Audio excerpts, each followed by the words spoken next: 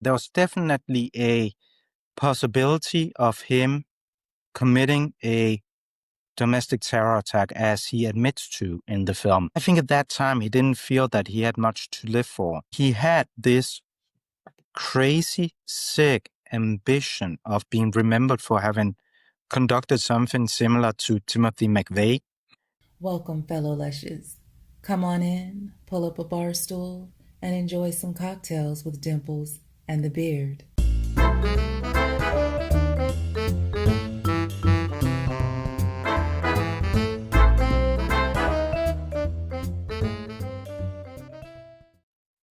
Well, yes, my beard is looking fantastic. Thanks for asking. You want to know why? It's fucking looking magnificent. I know. That's why you asked. You want to know why? I do want to know why. My new best friends, a grave before shave. Oh, and this is just, look at that. This is a tiny little sampling of all the goodies these boys sent me. Look at that marketing. Let me see that. That's some cool ass looking label. And I've been using it. Bottles. And I love it. And my beard has never looked better. So you got a grave before shave, man. Yeah. So thank you. Beard Grave wash before and shave. Conditioner. They sent me conditioner, shampoo, beard butter, beard balm, beard oil, a beard brush, beard bandanas, just bandanas. I don't think they're for your beard. Here, I posted a picture a while back of all the stuff they sent me. I did. You should be able to see it. We're not going to put it. I'm going to put it right in front of me. Oh, that smells good. Smells fucking delicious. The ladies love me. I've got to fend them off now. It's incredible. My wife is like, you got to get rid of that shit. It smells too good. Their beard butter, the scent, aphrodisiac. And let me tell you, it works.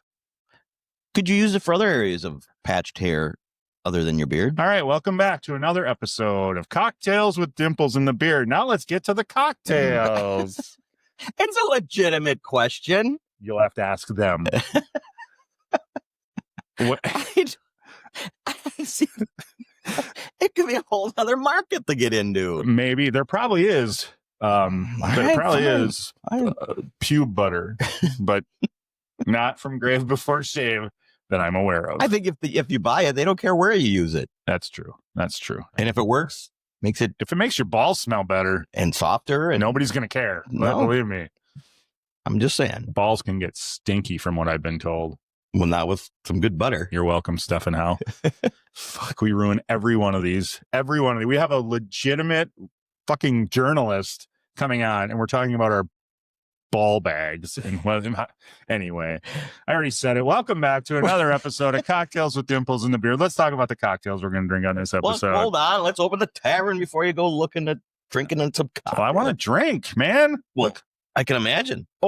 Brewing. What a cool place. Down in Milwaukee, Wisconsin, and soon to be in Appleton, Wisconsin. That is going to be so cool when they open that up, hopefully sooner than later. What an amazing, cool brewery tap room that they have down there. I don't know if you remember this, but I remember it because pickleball.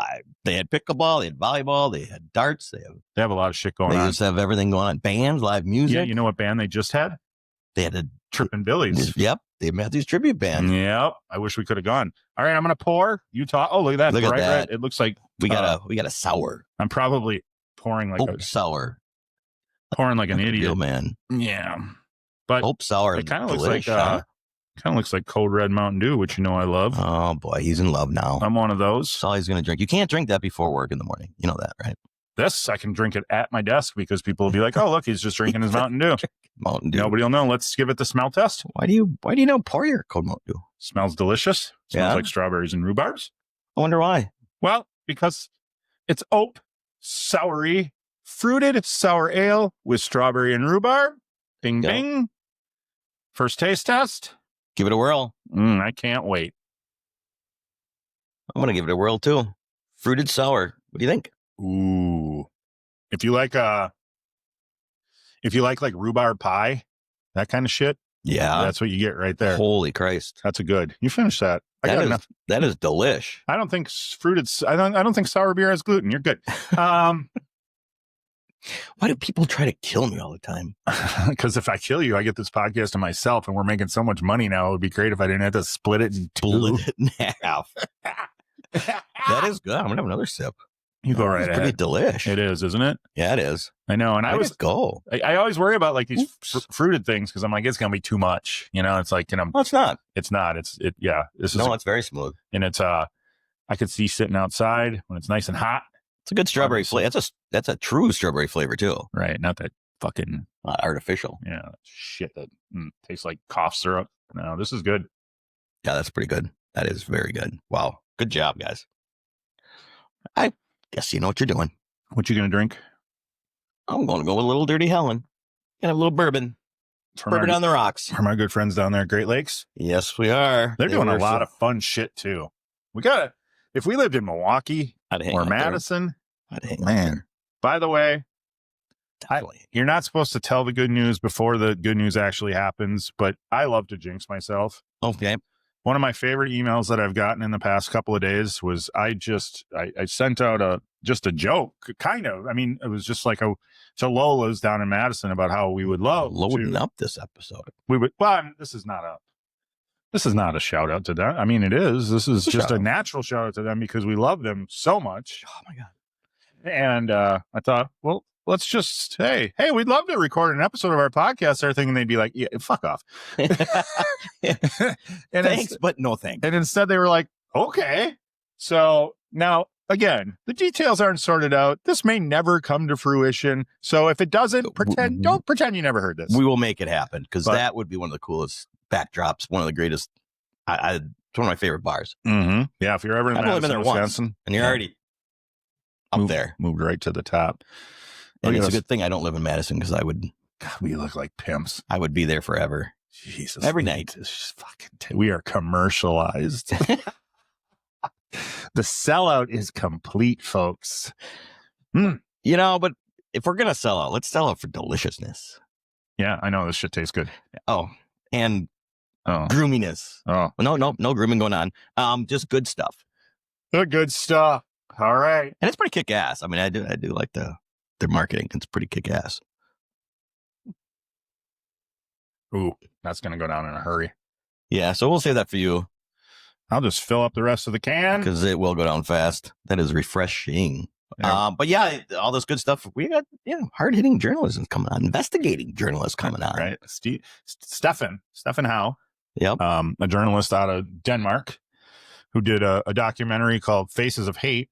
And I got drawn to it because it said a real life American History X, and I love the movie. And it's true. And it is essentially that story, only real life. It'll be fun to talk to him about it, and it was great. It's a great watch. Yeah, it is. It's an interesting watch. 2 million people agree. I mean, the thing is getting watched and watched and watched, and it's only been out for a couple of months. So thrilled that he was willing to come on and talk to us about it and how it came to be. So, before he comes on, I had a dream last night. About? Literally last night. Okay.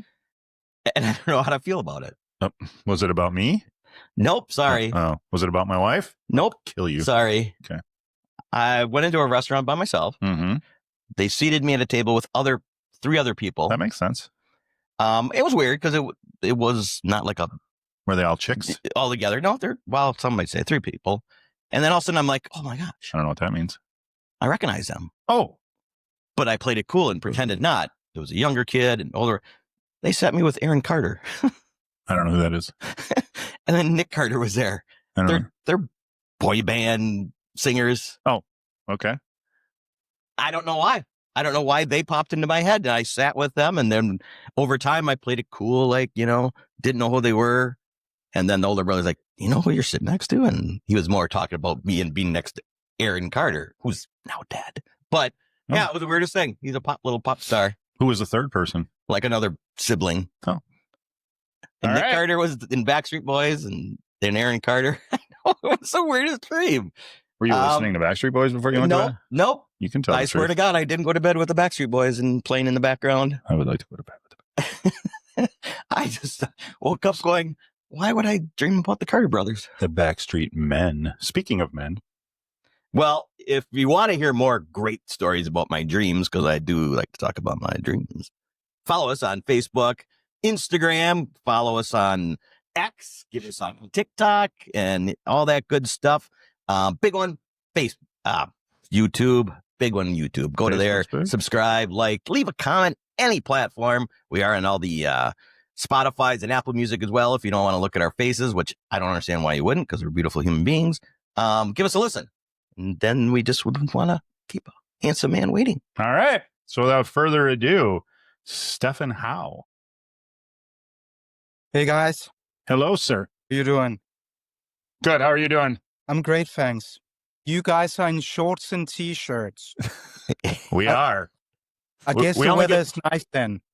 We only get shorts and t-shirt weather for like 3 months where we're at. I mean, you've been in Michigan. We're just we're in Wisconsin. Real so, close. Yeah. Yeah. I'm in London. I arrived here 2 days ago.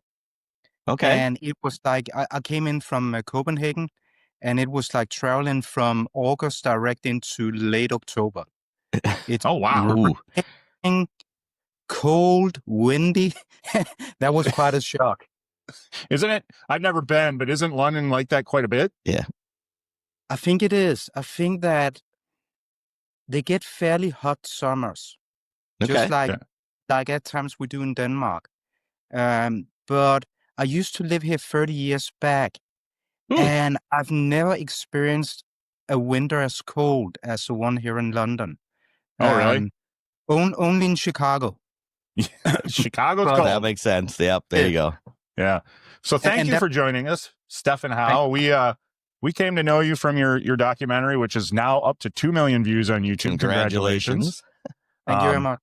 Faces of Hate, I was drawn to it because the title says an American History X real story, which I love that movie. So it drew me to it right away. And I watched the thing and was just amazed at what you put together there, and thought we'd reach out and see if you'd be willing to come on and talk about it. And here we are. So thank you very much. Thank you, guys. So how did you get hooked up with Jasen Barker? Let's bring him out there. He's the main person in the story. So how did you get hooked up with him? That's actually a different story than just Oh. doing a documentary. Because if we go back, I think 12 years, I was doing a book about the 10 biggest challenges that U.S. society was facing back then, seen by Okay. America himself. It was stuff like social inequality. And one of the themes were also racism. Yeah. Okay. And I digged around in that environment for months. At that time, the number of hate groups and people joining them in the U.S. was heavily increasing. Yeah. So it should be fairly easy at that time actually getting in touch with these guys, because they also portrayed themselves as being open Christian societies for family and friends, etc. That Mhm. was how they were portraying themselves at that time. But every time that I got in touch with them, none of them had the guts to actually come forward with the faces, talking about their beliefs, convictions, etc. I think I reached out to like 100 different clan members in Oh, different across the U.S., and none of them replied. And if they even did reply, it was sour, it was threatening, it was the complete opposite of how they like to be portrayed in the public. Until one Well, that day, just goes to show what cowards they are. yeah, absolutely. But one day, I got a email from a guy that was anything but a coward. I didn't like his views. I didn't like the way that he was treating other people, but at least he had the balls to Mhm. stand by his convictions. So he reached out and said, listen, Steffen, anytime you like, feel free to give me a call. And we did an interview for my book, or actually we did, the interview over a couple of times. And I was so intrigued by this guy that after the book came out, and it should have been a wrap, we kept in touch. And we kept in touch to a degree where he would start telling me things about his life that was not about his racial beliefs, etc. It was about how he came into this world and what actually drove him to the Ku Klux Klan in the first place. Yeah. And that was mainly because when he was 7 years old, And it's a terrible story that I Mhm. think explains a lot about who he was. 7 years old, he was walking down a dirt road with his mom, who was a fairly young woman, I believe at the age of 25. And they were singing Johnny Cash songs in this dirt road in Michigan. And suddenly a truck comes and hit both of them. Hmm. The guy driving the truck came out saying stuff like, I hit a fucking deer. Fucking deer. But it turned out that it was a 25-year-old woman and a 7-year-old son. And a few minutes later, she drew her last breath in the arms of Jasen. Oof. And today you would imagine that if you're 7 years old and you experience such a gruesome thing, there would be counselors there. There would be therapists. There would be anyone that you needed to take care of you and help you through this living nightmare. But Mhm. not back then. Back then, he was actually put on the couch by himself at night in the house of a family member. And the way he in the film, but also in general explains how he felt all alone after his mom a few hours earlier died in his arms, and he was there all by himself in the dark, crying. Yeah. That did a terrible number on him. And he was so sad. He had such, tremendous grief in life by that time. And if you don't get help, how do you deal with that 7 years old? Right. You probably deal with it as many people would. You find out that it's easier getting angry, hateful, violent than it is actually dealing with the grief and the sadness that you feel. So he became a very angry, violent kid. He didn't mind even fighting grown guys at the time, and he was quite Jeez. good at it.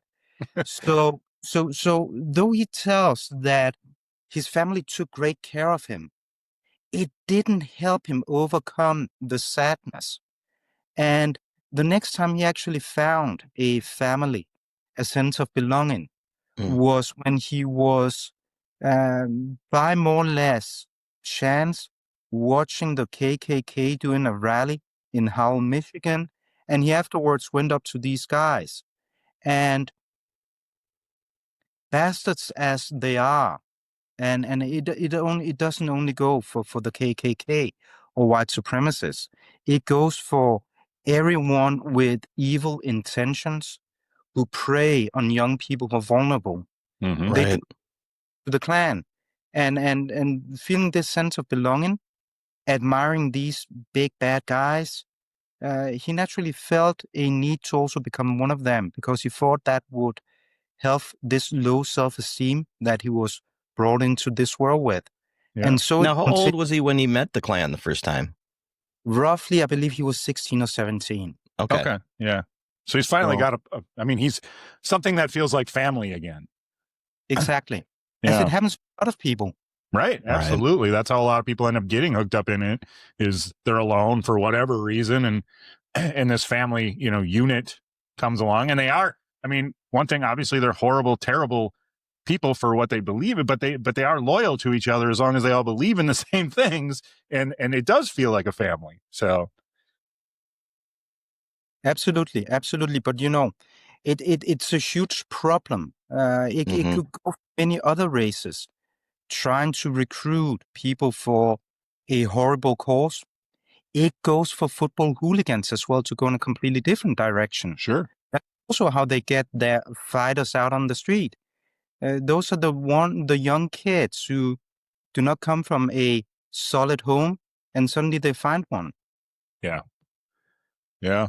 I'm curious, the book that you talk about, how far into Jasen's story does the book go? And then from that point, then you decided, okay, I want to continue interviewing him, because of the documentary spans over what, like 7 or 8 years? Right. Yeah. We filmed him for roughly 7 years. Okay. And when we started out doing the film, I remember the first time when I personally went down a dirt road in Michigan. It was to see Jasen in person for the first time, because when I read the book, I was in Denmark.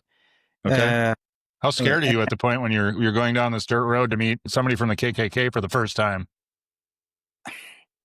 I don't get scared that easily when it comes to my work. When I was 21 years old and I was starting out as a journalist back in 2000, I believe it was, I actually went to the Balkans right after the Civil War, trying to somehow infiltrate some of these human traffickers. At that time, bringing people into Europe through the Balkans because it was, chaos after the war. Mm-hmm. And I was at that time I was taken at gunpoint by these traffickers, and back then I was super scared, and I was fairly young, and I saw, as they say, your life it just flashes by. I would imagine, yeah. It did to me as well back then. So I was super scared then. But after that, I think I've become a bit more cynical about my job because I know what I get myself into. But I also do it with um, a lot of consideration for my own safety.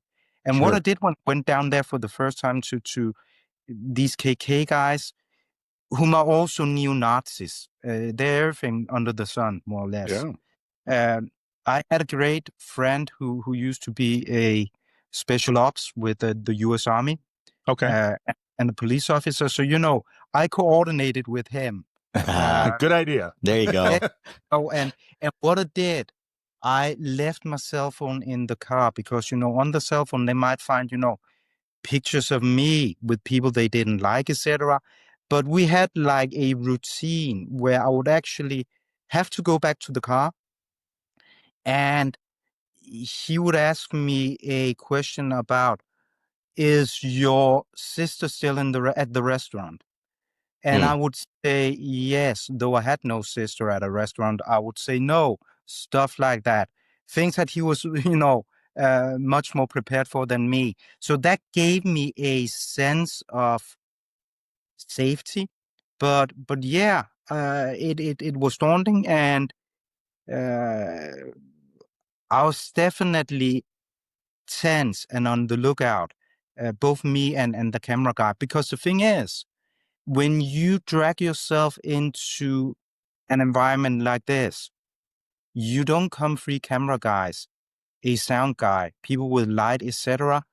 Because that would actually, not get you very far in an environment like that where you need to be a close, intimate person that they can actually tell their secrets. Yeah, absolutely. But it turned out that Jason respected me for who I am. And he didn't, try to persuade me or anything. He stood up for what he believed in. And I think that because I treated him with great respect, as I would with any source, he was also more open and felt comfortable around me and then shared his life.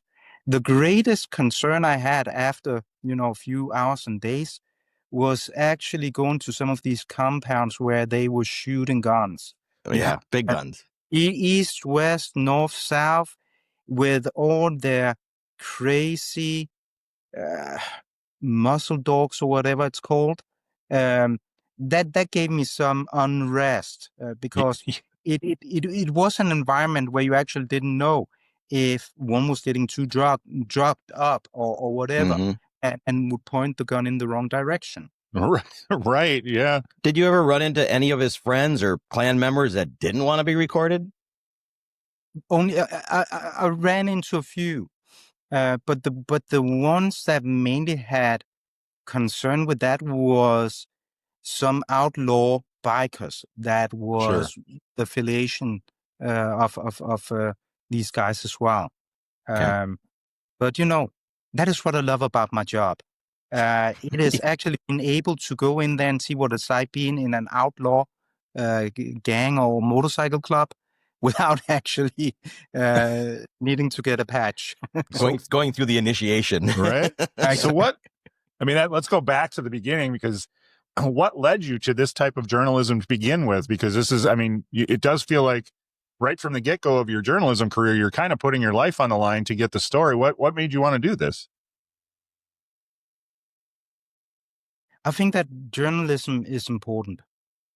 Very, yes. And there are different types of journalists, but I'm the kind of journalist that likes showing this environment to other people, but also it is to some extent some kind of an ego trip, showing your colleagues, showing people around you that you can actually do it. To be honest, and I think that is what also attracts a lot of journalists going into war zones or swimming with alligators in the Everglades. Yeah. Which I wouldn't recommend anyone trying, but No. Okay, I was about to, but not anymore. but I think that was what what made me go into this.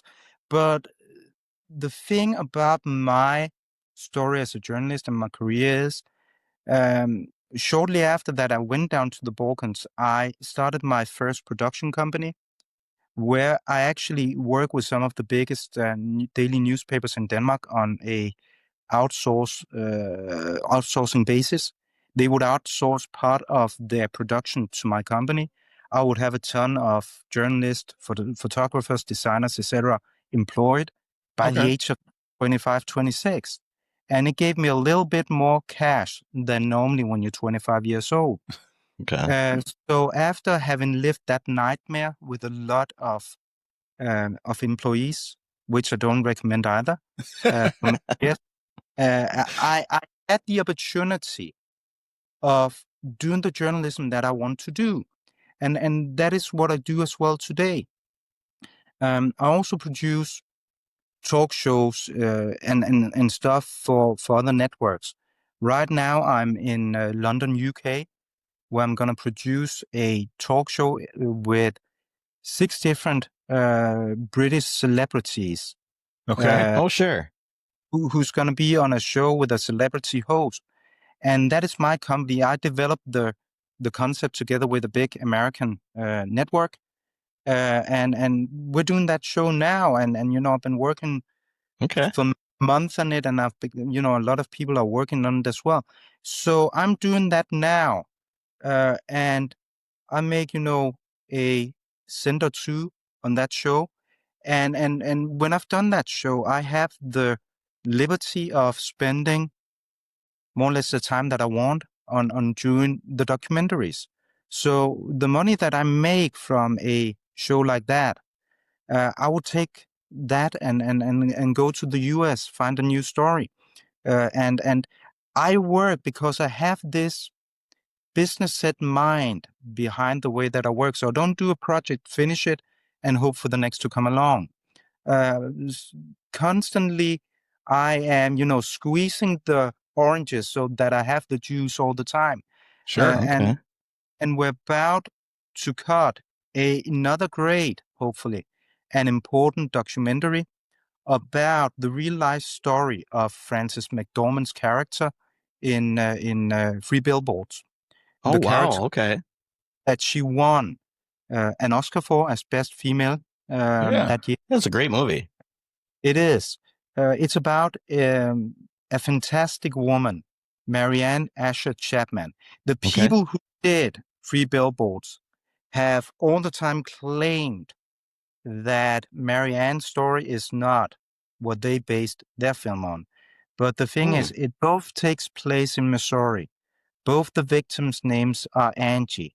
A deer appears at the same time in a wooded area and stuff like that. There's so many things going back to Marianne's real life story that just is, more or less one-to-one with the film. So perhaps they didn't want to pay credits or anything. I don't know. And nothing's proven. But we're doing a story about her daughter that went missing. And Marianne herself actually found the killer in a very clever way. But what she never found was the remains of the daughter. Okay. The guy that was convicted for it claimed to have dumped the the remains in the Ozarks, but they've never been found. They've never been found because he would have gotten a completely different. He said that it was an accident that he killed her. If they find the remains, they might find a bullet wound to her head. Sure. And Yeah. definitely not an accident. So I've been working on that film, filming that since 2018, I think. We did that filming last year. Unfortunately, just as we were about to finish the film, doing the last filming, Marianne passed away. But it's a important and great story, and we're cutting that now. So, Okay. That's so, missing in Ozark, correct? It's gonna be. We're calling it Missing in the Ozark. Okay. So the remains still haven't been found. So Marianne passed away before the remains were found. She did, unfortunately, yes. Yeah. Okay. Well, that brings me to my next thought. You mentioned 6 years, 7 years with Jasen. You got to have patience, it seems like, when you want to do a documentary. But I would imagine that there's a side of you that just wants to put it out, wants to get to the ending. How do you keep yourself, intact to be so patient? Who says that I do? Fair enough. Fair enough. Naturally, when you sit on material that you think is really good, really great, you want to show it to the world. But I think that, with producing journalism, producing documentaries, TV shows, etc., today it all passes so fast. You could put something out on Netflix that will be a huge success today, but forgotten tomorrow. Right. So I think that has taught me to enjoy the process and being a bit more patient that I would have been just 2, 3, 4, 5 years ago. So right now, with producing a TV show like the one here in the UK, it's super stressful. So many things that can go wrong, and I don't know how many sleepless nights it cost me. I imagine, yeah. Because what do we do with filming on the 8th of October? What if that big famous actor actually, doesn't turn up because something happens? Well, how are you going to explain that to the network? Blah, blah, blah. So constantly I'm thinking about these things, but there's nothing I can do about it. And hopefully and most likely the actor will show up on the 8th of October. So I'm also training my mind, just like, wanting to put things out right away. I'm also training my mind now to saying, creating a TV show like that here is phenomenal. It's great. It's big. Only a few get to do that. Also because it's one of the most famous networks in the world. So, young man, chill, relax, back, enjoy, because no one thinks that it's going to come again. But I'm also, the kind of person thinking, okay, who are we going to have on season 2? Who are we going to have on season 3? Who are we going to have on season 4? And, we haven't done season 1 yet. And but that is also how I'm thinking and how I've been doing all my life. I think that is why I've put out 3 books, done a number of TV shows, etc., because I'm constantly on the go, on the move. But I don't know if that is the right thing to be. I'm turning 50 in just a few weeks. Shut up! Wow. Jesus Christ!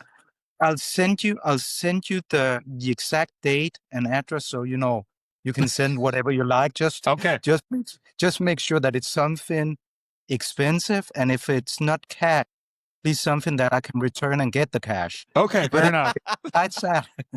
Besides that, Well, right there, he's an honest journalist. Right? Yeah, you should be. No, but I'm starting to think, it's definitely worth it, but is that the way that you want to go about your life? Constant, being on the move, etc., or should you just, lean back and enjoy a bit more? but I know the answer to that. The minute that I'm done with one thing, I'm already started on a different. So yeah.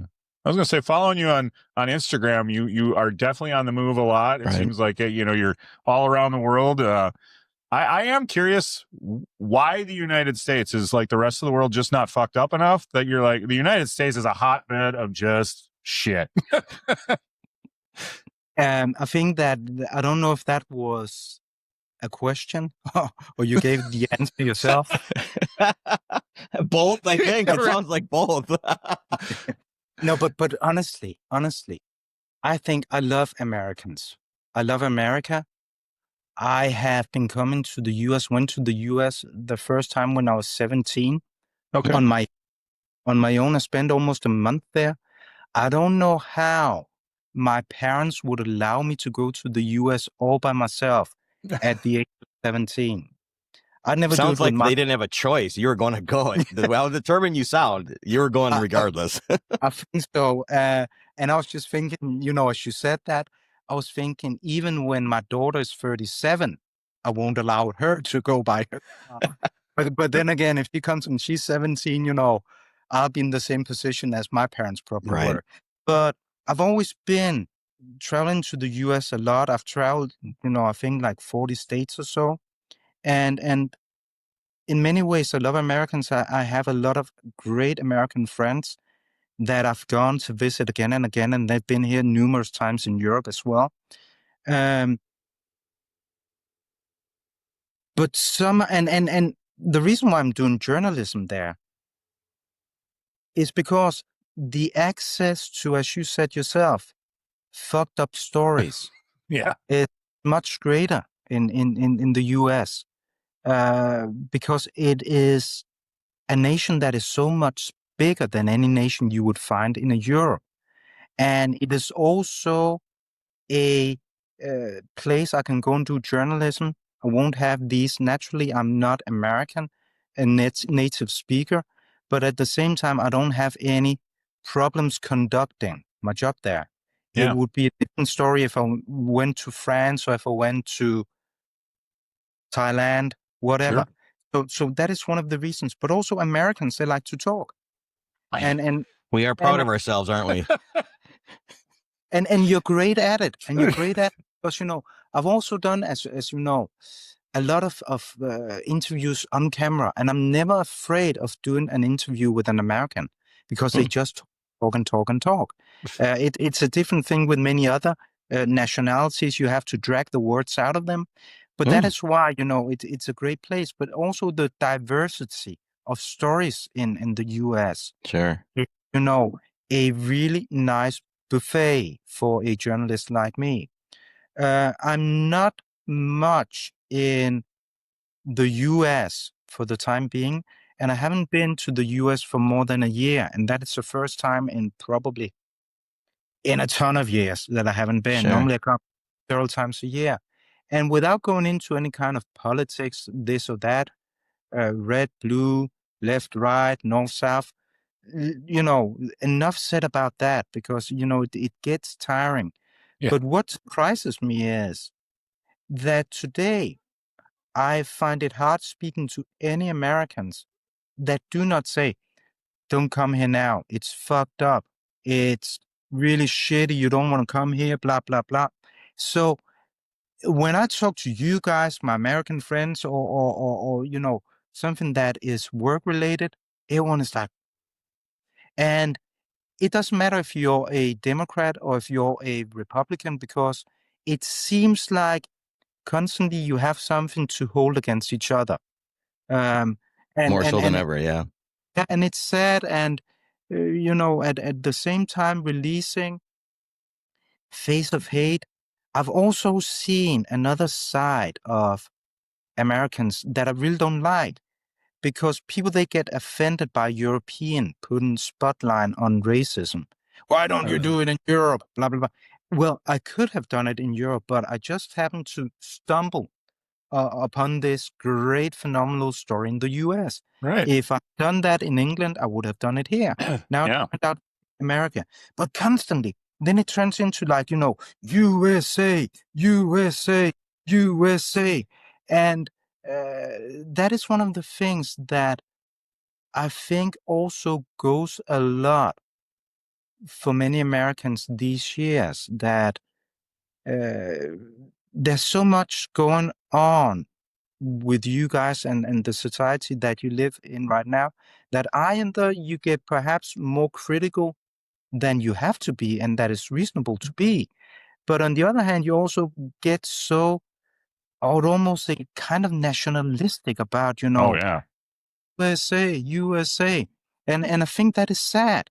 I think that it's sad that we're also right now living at a time where, because face it or not, regardless of how people they sing and dance, Europe and the US have been allies for 100 years. Yeah. And we are, and so are Americans, so depending on Europeans as well. It may not be for this month or the next or this year, but trust me, you'll be depending on Europe again, as Europe is depending on you in the future. Oh yeah. So why don't we, and this is not, because that is another side of it. I do get that a lot of South Americans moving to the US, feeling that rightfully that is their home now. They're like, why Europe? Why not South America? The same thing with Asia and so on.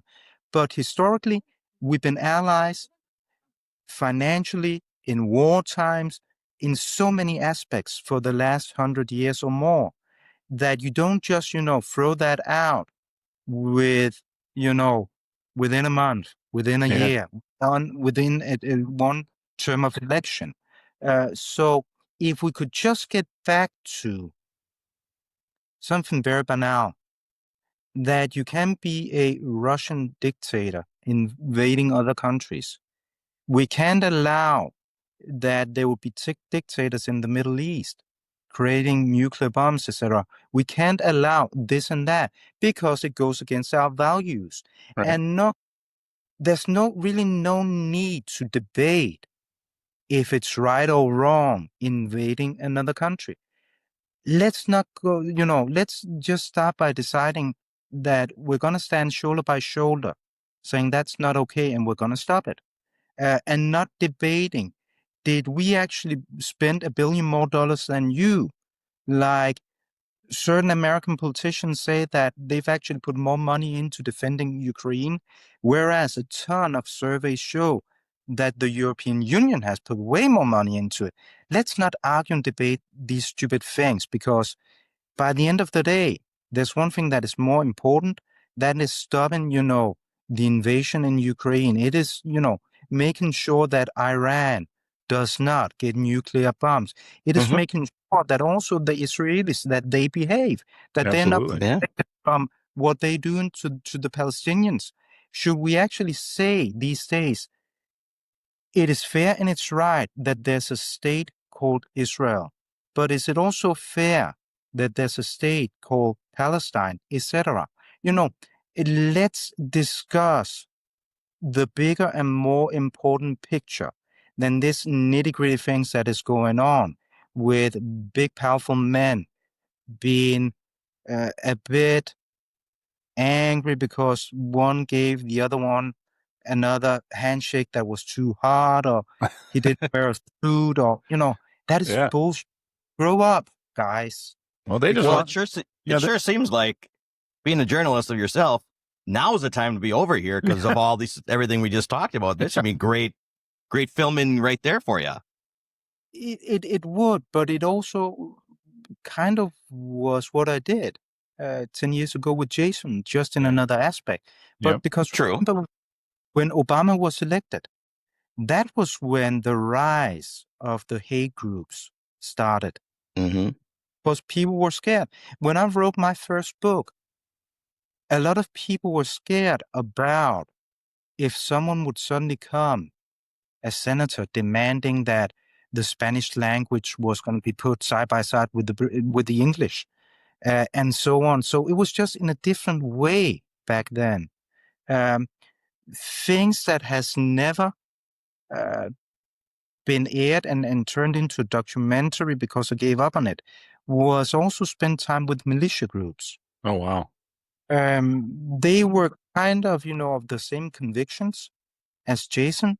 They just didn't call it a holy racial war. They called it a civil war, etc. Right.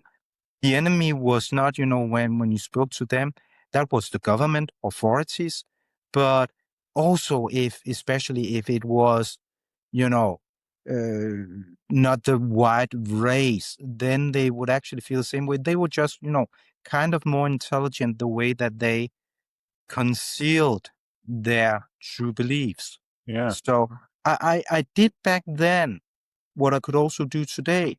But the division in the US, it's like it's been going on now for close to 20 years, since 2008. Yeah. So, it's the same treadmill going over and over again. Um, so the political stuff, these issues, I think that they're tiring. And I think that it's also time that we guys moved on. I think portraying a person like Jason, a person, completely different person as Marianne, and some other stuff that I'm working on, that is much more fascinating. Well, And that's what I really True. loved about the documentary is it is so personal, and we are hearing Jason's story, and we know that Jason's not the only one, but you were able to dive deep into what made Jason instead of just talking about the subject as a whole. And I'm curious, do you think if Jason doesn't go to jail in, I think it was 2004 for the fight that he had with the black undercover off-duty officer, do you think he gets as radicalized as he was if he doesn't end up in jail? yes, I think so. Yeah. But naturally, going to prison, then you're really in the limelight of getting, 10 times as bad as you were before. Right. Especially if you enter, the Aryan Brotherhood as he did. But I think Jason came from a background where he had nothing but his hatred, his anger. Sure. And it's really sad. But he didn't have the beliefs. He didn't have the racial hatred that he thought he had. He didn't have that within him, down in his heart and bones. And that was also why he was able to change. But I think that he was so lost in this world that no matter what, that was the course that he was on. And I think that if he hadn't, sorry to say, it sounds big-headed, it's not meant that way, but it's meant in an honest way. If he hadn't met me, he would still be living that life. Yeah. And so he says himself that it was me confronting him with his hatred, Yeah. but actually also not condemning him, but listening to him as he explained it, that made him think about the life that he was living and turning himself around. I by watching it, I totally agree with you and believe you. Yeah. 100% that you made a big impact on him. Yeah. And when you confronted him about taking down the signs, Right. the Doku sign that he had in his pig, that was Dachau. huge. I think that was huge. Yeah. Just to explain. Just to explain to the listeners. Yes. Who haven't seen it yet, we're strongly counting on you seeing it within the next 84 minutes of finishing this podcast. That it is. I would go even further. I would say pause now, go watch the documentary and come back. That's a great thought. Yeah. And when you were done with the podcast, you can watch it again. Yeah. Yes. But no, to the listeners, in Jason's backyard, he had a pig pen. And he had named this pig pen after a concentration camp called Dachau. And he was also planning on putting up another pig pen, calling it Auschwitz. And I saw that, and we went around filming for a few days. We did some filming out in his backyard. We saw him feeding the pigs, etc. And spare of a moment, I thought, okay, let me share a bit of my story with you, Jason. And I told him how some of my family members in Denmark during World War II were put in a concentration camp. White Christian Danes, not because they were Jews, they were Christian, but because they were in the resistance movement here. And also had my father's uncle, who was a police officer in Denmark at the time. He was also put in a concentration camp. And I remember visiting him with my parents when I was at the age, I think, of 15. Wow. And he told about what World War II had done to him. A big, proud, strong police officer.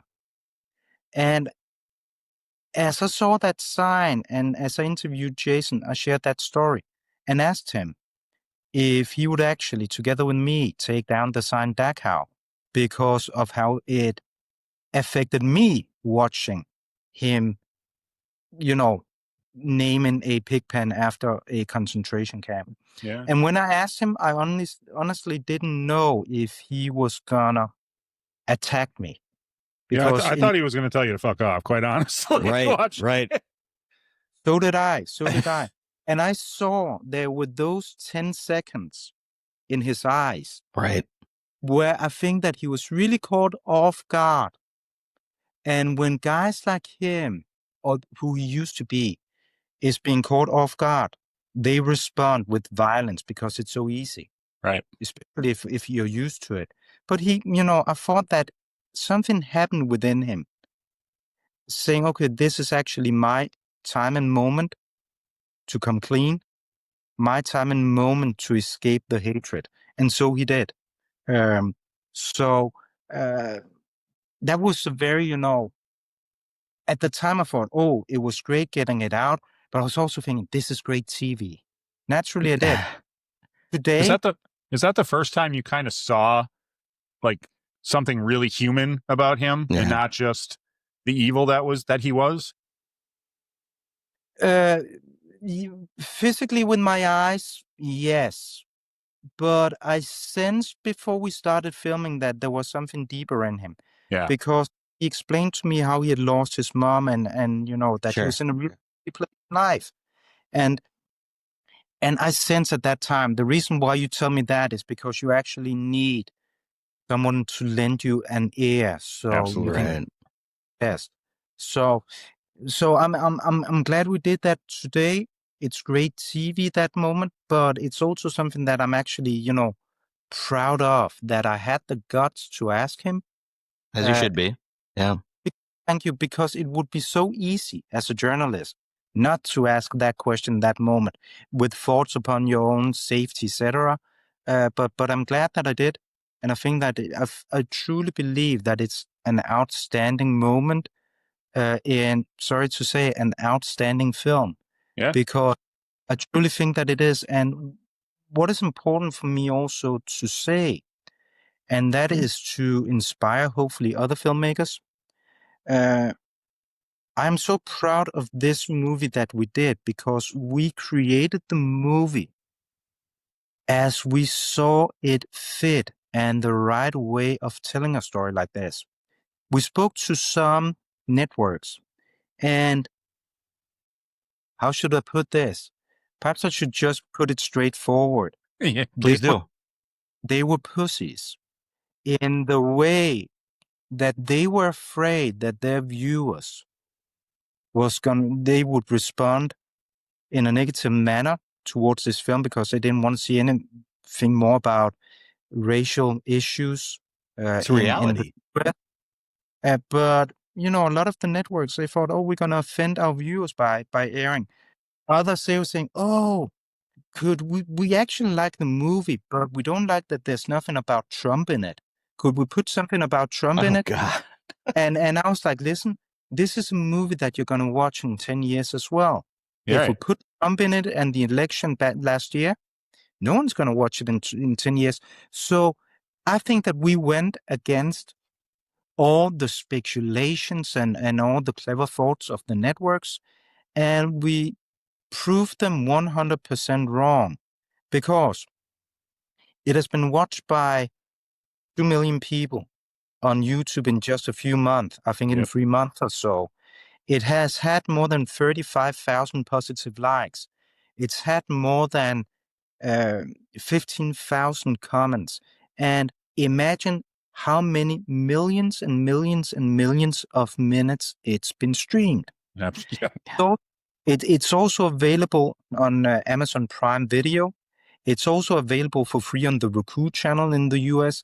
I don't have any numbers, but people have always also been watching it there. So YouTube, it's the on YouTube. network, sorry? It's on YouTube. I just want to get that out there. Yeah. And the thing is, with all the networks being so clever on their viewers' behalf of what they could stomach or not, what they would have an interest in or not, I just have to say, we 110% proved you wrong. Yeah. So Netflix, all the other big networks, take a chance, be a bit bold.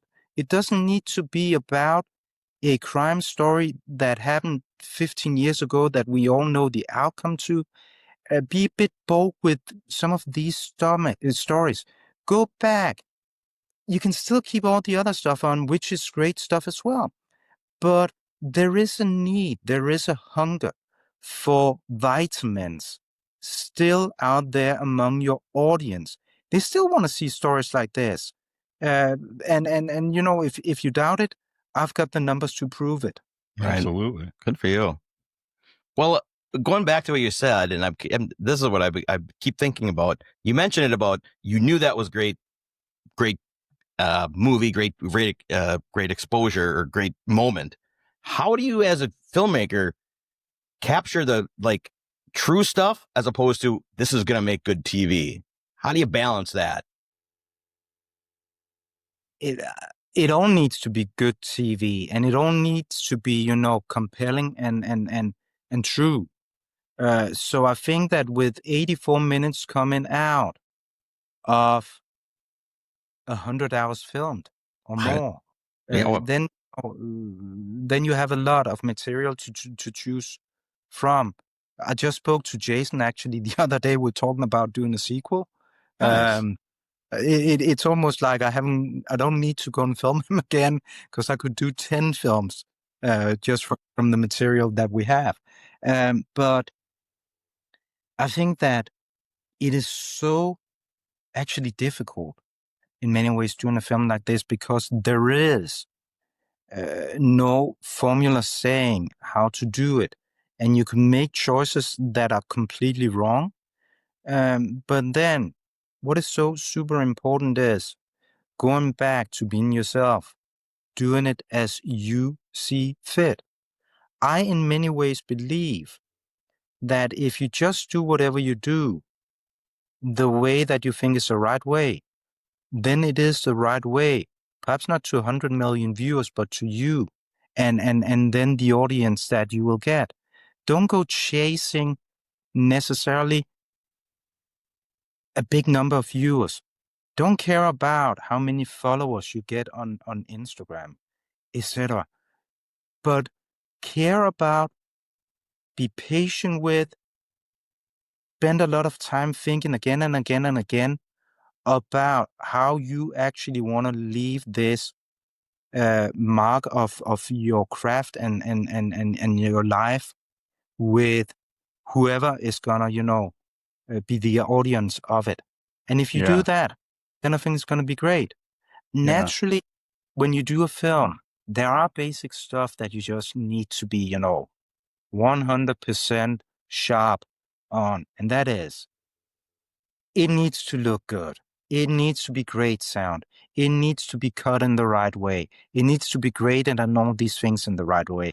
And there needs to be a red line to your story from A to C. And you come prepared. I always come prepared to whatever job I'm doing, because then you also have something to fall back on if things go wrong.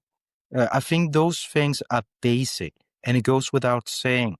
I was brought up the way that if the three of us, we have an appointment at 11 a.m., I'm there at 10:59. Yeah. But no one can tell you when you're doing a documentary, if you're doing a painting, if you're writing a song, what is the right or the wrong way to do it. But you can tell yourself what is the right way because that is the way you want it. And I think much more Absolutely. film and artists, they should think about their craft that way, being Well, themselves.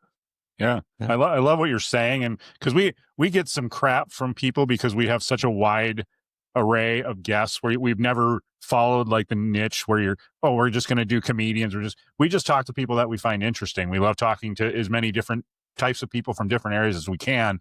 And we've been told by experts in the podcast that you need to have a niche.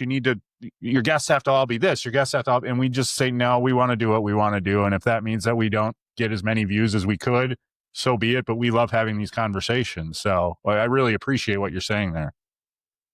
But also think that is the right way of doing it. And it also depends on what you want to achieve with your podcast. If you want to get the next big contract with Spotify and you want 1 million views episode, then perhaps you should do things differently. And I don't know if, listen to the experts if they're right. But again, I think that in many ways, life is too short, at least when you get to our age. Yeah. I think that, I'm very fortunate with the way that I can do my stuff, because honestly, with what I do, at times I make a ton of money from what I do. Yeah. And that gives me, as I started out by saying, the possibility of doing what I do now. So I speak from a different position than people that are struggling to get through. I know we come from completely different aspects in that way, but it doesn't change the fact that if I didn't make any money, it would still make me way happier as a filmmaker or as an author doing the film, the book, the way that I see best fit. Naturally, having a ton, because, before we released Face of Hate, I think that we had like 30, 40 people screening it, giving their opinions. But by the end of the day, we had to go with our gut, thinking this is the right way of doing it. Because what you also realize is when you bring in all the experts, all the producers, etc., one person will think that the color red is the right choice for you, whereas the other one will think it is the color yellow. Right. And that is why you put on a red and a yellow T-shirt today. But by the end of the day, believe and trust in yourself. Because then I think that it's also more difficult getting angry with yourself for the lack of success then. Because you can explain to yourself, but I felt it was right doing it this way. It is a bit more easy getting mad at yourself if it turned out to be a failure and you listen to the guy with the red and the yellow T-shirt. Yeah, absolutely. Before we let you go, I have a couple more questions about Jasen that I got to ask. I'm curious, and I agree with you what you said about him meeting you definitely made a big change in his life and helped him change. But do you think if he doesn't go back to jail the second time that he's still alive? To be honest, do you think he would have ended up doing something stupid? It's difficult to say, but there was definitely a possibility of him committing a domestic terror attack, as he admits to in the film. Right at the end, yeah. Yeah, because I think at that time he didn't feel that he had much to live for. The relationships that he had with his ex-wives and the kids were not great at that time. And if he was angry at the world for the way that he felt he had been treated, and when he had this crazy, sick ambition of being remembered for having conducted something similar to Timothy McVeigh, then there is a chance that he was gonna do something horrible, I don't think that he's ever gonna go back, because I know people have been writing a lot of bullshit online about him being stupid, unintelligent, etc. Hmm. I think that without him or me being Einstein, I think there's actually a good head on his shoulders. Yeah. And he knows today what is right from wrong. And I think that he has come so far in escaping the hatred that he'll never go back. There's a funny thing, and I actually don't remember if it's in the movie. I don't think it is. But we did an interview where he said something like, do you actually know how hard it is getting out of bed every morning, having to be angry and hateful? So think about that for a moment, that there are actually people out there that have trained their minds for years and years and years to get out of bed in the morning, being hateful, angry, violent, because they don't know anything else. But if you ask them, I am sure that not 99 out of 100, but 100 out of 100 would say, if we had the possibility of choosing, we would definitely go with happiness and love every single morning. And that was what Jasen managed to turn his life into, from having lived all these decades in violence and hatred. Believe in all the bullshit, as he says himself. Right. Well, I think his cousin Red, I think, was a fantastic character too. And I was curious, and I kept waiting to see where he ended up. And my biggest thing is, you have to almost stay away from those people. I mean, he distanced himself from Blockhead, but that's his relative. I was scared for Red. I really was. And he's a fantastic story. Do you think he will ever be friends with Blockhead again? No, I don't think so. Okay. And I don't think so. And let me modify that. I think there is a chance that he will, but I think that takes a turn on Blockhead's side as well, actually denouncing the hatred, the racism, etc. Perhaps one day, but I don't know. To my knowledge, he haven't. But I think that needs a turnaround on his part, like the one that Jasen did. I don't think that there's any chance of Jasen having come this far and then starting seeing Blockhead again. I think that is a bad drug. Yeah. Was there any drive in Jasen to try and talk to Blockhead to change him around, or he just said he's got to do it on his own? No. We sat down, we did interviews. It's not really in the film, for hours, where Jasen tried to persuade Blockhead of getting out of the hatred and racism as well. And where he tried, to talk him out of, because he was going away to prison at that time, Blockhead. And he was trying to, talk him out of joining the Aryan Brotherhood once he entered the prison. And that really didn't, Blockhead didn't catch on to that. So, unfortunately, so I think that there's no way that the two of them can sit down again, being friends, without Blockhead being 100% out of it. And if Jasen does, then, I would really fear for him going back in environment again. But it's sad because, I am sure that with a guy like Blockhead, there's something great and good inside of him as well. When you meet these guys, they're actually, really friendly and you can have laughs with them, though it sounds wrong to say on camera, but you can. You can discuss things with them that the three of us would discuss if we were sitting at a bar. Right. And I think that there's something really good inside of Blockhead as well. Just as we've proven that there is inside of Jasen and Red. Remember, Red has spent most of his life in prison. Yeah. Mhm. And as he tells in the film that he even, did more or less hitman jobs for the white supremacy movement and extremely violent. And he says in the film, there was not a single day where he was not in his cell thinking about how he could get out of it and murdering someone. And he's 100% out of it again after he found love and had a son. So it's just a question of people living life that they get the opportunity of seeing something good, feeling something good, and doing something good.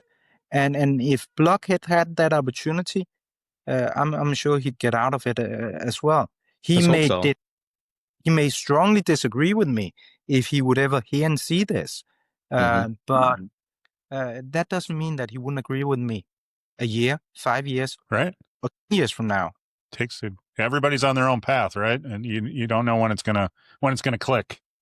But I think it's the core of us as human beings that there are good stuff in us, and that we want to do good, be good, and be loved and love. But to all of us, at times, life takes turns where it's easier, also for the three of us, being aggressive or angry or screaming and shouting more than whistling. Yeah. So I'm curious. Obviously, you had a big impact on Jasen's life. What's the biggest impact Jasen had on your life?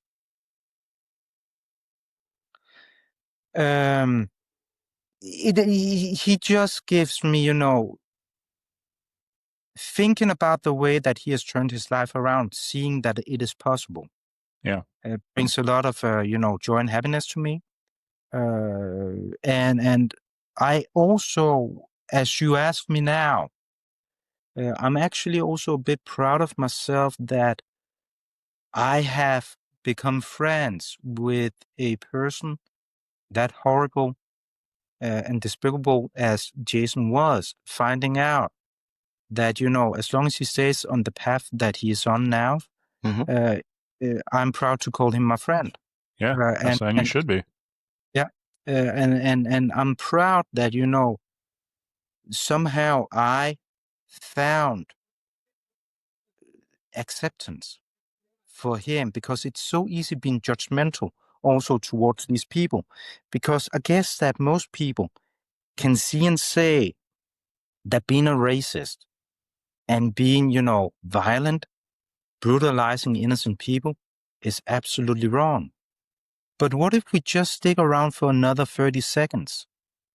Could that horrible person then also become a friend if you give them a chance of becoming so and doing better? So I think that is one thing that has taken, that I'm so proud of my relationship with Jasen and doing this film. And then I'm also, super proud that so many people have seen it. Yeah. And well, I think a huge part is from his perspective, which I can't obviously speak for him, but you didn't give up on him. And I think that went a long way with him. Yeah. And I think that I respected him. I treated him with respect. True. And I think that is important. I would also do that with the opposite of Jasen or whoever it may be.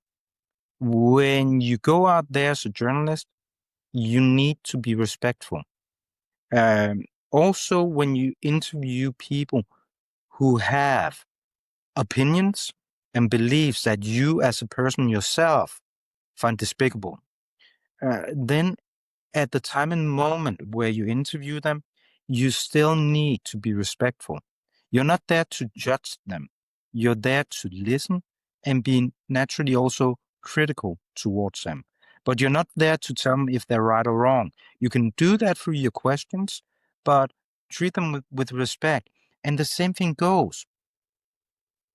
If you walk into the office of a CEO or prime minister or whoever it may be, or the home of a celebrity, you treat them with respect, but you don't treat them as gods or kings. Not even the king. You don't even treat the king, in my opinion, differently than anyone else. Sure. Because Mhm. by the end of the day, we're all human beings. No one has more rights to the truth of being here than the other. So I think that it's important, as a journalist, just be the person to the other that you feel that they deserve. When they let you into their Yeah. home. Absolutely. That So is great.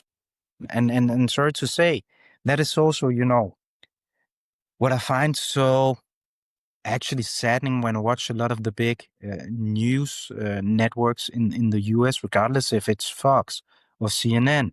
It has nothing to do with journalism these days. It Right. is opinion making, Yep. and mhm. that is fine. And as I said, it goes for both CNN and Fox and all the others. Then just Absolutely. don't journalism. Don't call it journalism, because journalism is way too important and necessary in this world to be having its great reputation ruined by people claiming to be journalists but being opinion makers. Right. Well, that's why there's such a big push for independent journalism Right. online. And that's where more and more people are getting their information from, and less people are watching CNN and Fox and all that stuff. I mean, there's a reason for all of that. So, Huge. That's huge. yeah. So what I'm really, really, really curious about is you got a lot of deep, dark subjects that you deal with your documentaries. What do you do to have fun outside of filming to make yourself, not that journalism does make you happy, but to make you happy? It caught up a bit with the last 10 seconds of the question. Oh, what do But with all the dark subjects matter that you deal with, what do you do in your personal time to make yourself happy and it, just some hobbies that you enjoy? I spend time with my kids. Yeah. That makes me happy. Yeah. I, truly enjoy right now. My daughter is 13 years old. So Fun. naturally, I let her watch Dexter with me. And there are 8 seasons, so we just started that. I watch, I go for long walks with her. Every morning I bring her to school, and it's like half an hour walk. And I pick her up from school, it's half an hour walk. We hold hands, we talk about, nothing, we're not like, or at least the dad is not a highly intellectual guy who talks about important matters. I talk about what I've been doing. I talk about these 2 great podcasters that I did, an interview with, one wearing a red and the other a yellow T-shirt. Little things in life, but it just, makes me happy. Having the possibility of walking her to school every morning, picking her up. I love going to soccer practice with Benjamin, who's 7 years old, and, just having the feel like, oh, I want to run in there and get the ball instead of letting you kids have it. These small things. I walk a lot. I think that yesterday I just looked up on my phone. I think that I walked 12 miles around London. Jesus. Looking at people. I was sitting in the cocktail bar here at the hotel where I'm at last night. I don't drink alcohol. So I just enjoyed sitting there for like 4 hours, watching Wow. people get more and more drunk. And if you do, and if you do drink alcohol, be a bit careful about how you act next time you come out. At least Right? one of us who doesn't drink. But I also, enjoy, and I think that is something that, especially being a dad to a teenager, I also enjoy the fact that when I sat at that cocktail bar last night, I didn't feel that I had to. I felt like I wanted to put my phone away. We're all sitting there, also grown ups. I was just, putting it down, didn't even want to pick it up. I'd rather look at people. So it's the little things that make me happy. I was going through a time that was hard on me mentally. I wrote a book called Moms of the Missing, Living Yeah. the Nightmare, where I interviewed 10 American moms who've had their children taken by everything from serial killers to pedophiles, etc. Many of them, they don't know where the kids are now. Now, imagine having your kid taken No, that you love. I don't know if the two of you are fathers, We are. but we if Yeah. both you are. Yes. imagine having one of your kids, perhaps even Mm-mm. at the age of 9, 10 taken, and you don't know what happened to him. Imagine what that would do to your life. So when I wrote that book, and it came out in 2019, and when I wrote that book, and it was like haunting me constantly, also being a father myself, but it was very difficult having done interviews with these ladies and many others, and then Can't just imagine. putting it down and going to bed. But what worked for me was that I started training very much a martial art called Krav Maga. And Mhm. and you get obsessive with things. So I think that I was even at the time training 4 or 5 times a week. So that helped. Other times, it's been running, being physical, doing stuff like that, that that gets it out of your head, Right. because it needs to come out. But with age, you probably also get a bit more cynical in many ways, because you need to put this stuff away. When I wrote my first book, or not my first book, but the first book that came out in the US, it was called The Deprived, Innocent on Mhm. Death Row. It was a book that debated the use of the capital punishment. And I got a lot of death threats when that came Wow. out, in many ways. Uh, I still do, also with Face of Hate. Wow. It's crazy. Yeah. But today it doesn't touch me. It did back then, just 6, 7 years ago. I was like, whoa. But Yeah. today it's, Did you that know, ever, did that at the 7 years ago, did that ever make you want to not do another subject matter because you were worried about it? Or did you say, fuck it and keep going on? I live in Denmark. Who's going to get on a plane to kick my ass? Well, now that I know you're doing Krav Who Maga knows? 4 to 5 times a week, nobody. Eh? Right. But I felt the way, but it's also because it's America. When I'm in the US, and especially with these people, I know that there's always a gun around. Huh. Uh, Yeah. and Well, and USA's got a lot of laptop warriors where they're just making threats and they'll never fucking leave their basement. So, Yeah. but my example is, Mhm. when Face of Hate had its premiere in a theater in Hull, Michigan, where it was filmed, a group of neo-Nazis Oh. tried to disturb, and they did a manifestation outside the theater, and there was a confrontation between some moviegoers and these neo-Nazis. Okay. So at that time, I wasn't there myself. I was supposed to be, but ended up for good reasons not traveling. But at that time, I was glad that I wasn't there, because things can easily get to the most extreme point in a Quickly. situation like that.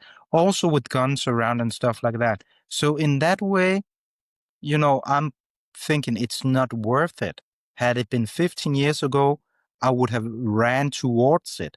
But in that way, I've changed my ways. But today it really doesn't affect me in that way, and it shouldn't, because if you're getting affected by that, then you can't do what I do, Right. and what I want to do. So Wow. That's crazy. I didn't know about the premiere. That would have been quite the premiere to attend, Yeah. right? I would imagine Jason was at the premiere. he is, and I gotta say that he is a super bold man with a lot of courage and big balls, because he showed up a few days before the premiere. These neo-Nazi guys, they actually over a bridge at the highway pulled out a big banner saying welcome to KKK land. This is Trump's America, I think it said. And so they knew that something was going on. They expected these protesters to, and they were. And Jason, he showed up. First Good of for all, him. yeah, but first of all, when you've seen Jason, it's not because he's big. I think he's the same height as I. I'm only 5'8". I think he might be 5'9". So he's not, big guy. But when you see him, I might be 6'5". I don't want to fuck with that dude. So, he has a presence, as you also seen the documentary, where he can take it up. But still, he's got confidence. That's for sure. He had confidence before when he was, within that, and he has confidence today. So that you're right. But really now sound like a youngster, but a big shout out to Jason in the way that he shows up. And not only that he shows up, but when you've seen the documentary and you only see the bad side of him, and you sit in front of him in a theater, then I don't think that anyone would sit there and admiring Jason. He would be the black sheep walking into that place. Right. Still, he did explain what he did, who he was, and how he has changed. And he did the same thing at another movie premiere in some other place at a documentary festival in Michigan as well. And I think that courageous of him showing up doing that, and a lot of respect to him for doing that. And I hope that my hopes for this film is now we've reached 2 million views on YouTube and counting. And counting. I'm sure we'll also get to 3 million there. Yeah. Hopefully more. And I hope that it will really make it also much wider in the US, the film. And I don't think it has happened, but I think that one day, the University of Michigan will call Jason, ask him to come and give a speech. Sure. I hope that the local church where he lives, one day will call him, asking him to come and give a speech. Because I think it's so remarkable what he has done. Now I'm being a bit naughty, but I know that you guys like it that way. We do, yes. So 20 years ago, a reporter from the New York Times came to an auction in Howell, Michigan, where Jason had just purchased a photograph of a burning cross that is also in the film. And the New York Times did an interview with Jason talking about how this place was still haunted by the KKK and now portrayed by Jason, because back then he also stood up for his beliefs. Sure. So, being a journalist myself, I thought it was really clever getting in touch with the journalist that is still working at the New York Times. I think he actually just won a Pulitzer. Okay. But I got in touch with him, said, this is where we are. Why don't you go and actually interview Jason today? Yeah. Or at least just give him a call. Because you know what? Yeah. It's great journalism. Yeah. Right. How the world develops, and we people as well. And I actually wrote that guy a couple of times, and I couldn't help because, I don't think that there's any of his, articles that has lately gotten 2 million read. So, right. Send him another email, now we've reached 2 million views just on YouTube alone, not including Prime and Roku. Don't you think it's about time that you actually, do something with Jason? Right. So I think that there's a lot to learn from this film. And I think that the people who are there to describe the bad also should be there to describe the good. 100%. Yeah. The reason why Face of Hate has become such a huge success is it's a film about evil and darkness that turns into a beautiful love story, full of hope and redemption. Yeah. And that is what people they need. So many people have reached out to me. You can see the comments on YouTube and everywhere else. People, they can see themselves. They identify with the film. If it's because they're recovering from drug use, alcoholism, a bad divorce, if they're getting out of hatred themselves, it shows that even the worst can change for the better. And I think that is also what is needed in journalism today, that we're not only there for the rally and the protests, but we're also there for the day after when people they regret, and when they act upon that regret, turning their lives into something better. So that is really my hope, that this film gets much wider out. And I hope that there are some of the network executives who said that they didn't believe in this film, that their viewers were going to watch it. And then we can prove them wrong with millions and millions and millions. Please let me repeat myself. Millions and millions and millions being watched. Because have confidence in your audience.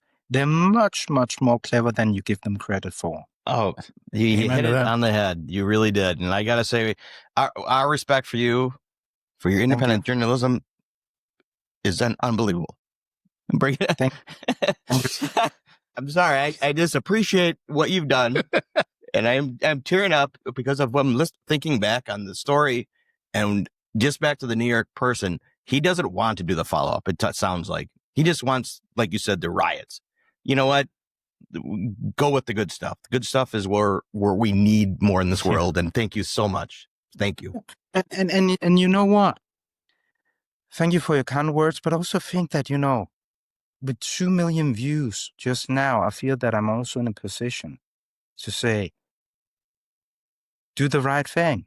Go interview Jasen. And Right. not only, necessarily Jasen. Why would I want him to do the interview with Jasen? Because I think that with the remarkable turnaround and the good that Jasen has done, he needs to be in New York Times now. Right. For not now being a neo-Nazi, buying a stupid, despicable picture. He needs to be there now. So he actually, shed a light in the darkness for other people who are doubting if they can turn their life around. But also because basically journalism needs to portray the bad and all the terrifying things in this world, because that is how the public become aware of a problem. That is actually by describing that problem. But it's a big mistake, because no viewers, no listeners, no readers today only wants to be left with the bad news. They also want to see the solution that came out of it a year, 10 years later. And that is what matters in journalism today. On a personal note, I heavily advise people when they go online, regardless of where it is that they get the news. When you see the headline, 10 people brutally attacked or 10 people died in this or that, don't read it. Too many stories about that today, and you get flooded with it, and it won't do you any good reading that stuff. But there are stuff about invasion of other countries, about what is going on in Gaza, what is going on, perhaps with the school system, something as boring as that in your local community, that you need from a democratic point of view to read. Yeah. It is necessary. We don't need to read or hear about all the other crap, because it doesn't do us any good. Naturally, yeah, we need to be aware of crime rates coming up, blah, blah, blah. But you don't need to sit and read 10 stories about rape, murders, etc. every day. It doesn't do it good. But it is like journalism has forgotten to do the opposite, and that is the constructive and positive news that is needed, because that is also something that fills us with belief that it actually matters. Yeah. And hope. We need hope. We need a lot of hope. We do, especially at these times. And I think that is why Face of Hate is such a huge success. And I think that is why these networks also need to do more journalism, filmmaking like this, and the big papers need to get off their horse and realize that they don't write pieces for the experts, but for the people that are actually buying and paying for the newspapers. Right. Down on solid ground. Thank you. Absolutely. Thanks Thanks for the words. Yes, I was going to say, appreciate that. I want to echo what he said without the tears. We really first of all, we really appreciate you coming on and talking about this. And we would, if the next time you're in touch with Jasen, please send him our best. Tell him that he's got people out there who think positively of him. I'm sure that Today, the amount of death threats that you get, he's probably gets even more than that because he's getting it from both sides.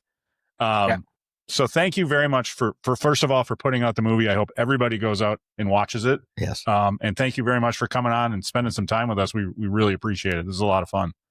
Anytime. We've only been talking for 1 hour and 40 minutes. I expect us to continue at least for another 2 to 3 hours. Yeah. All right.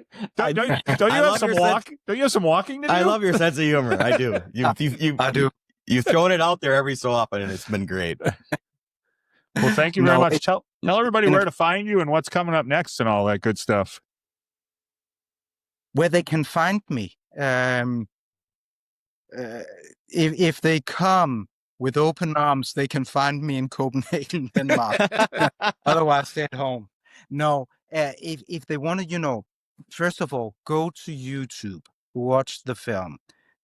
Don't go to Prime because they'll charge you and I'll make money off you. We don't want that to happen. Go to YouTube and if you want to see photos of what I had for lunch, then follow me on Instagram. But that is basically where I am. So the only thing I'd like to share about that is that I'm actually also finishing a book based on Face of Hate. Okay. Which is more about my personal experience. Oh, cool.